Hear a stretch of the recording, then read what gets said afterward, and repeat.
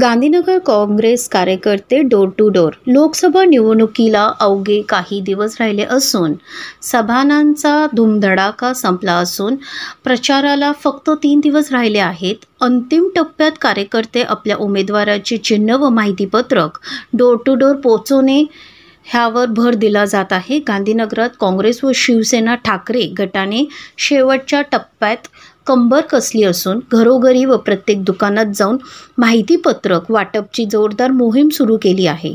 सर्वत्र सामान्य नागरिकपर्यंत पोहोचण्याचा प्रयत्न केला जात आहे। 2 दिवसापूर्वी काँग्रेसचे आमदार ऋतुराज पाटील यांनी गांधीनगरात पदयात्रा काढली होती। त्या पदयात्रेत नंतर गांधीनगरला काँग्रेससाठी पोषक वातावरण तयार झाले आहे। आमदार ऋतुराज पाटील यांचा पदयात्रेला नागरिकांनी भरभरून प्रतिसाद दिला। इलेक्शन्सच्या बातम्या आणि अपडेट्स जाणण्यासाठी सिंधुस्टार चॅनल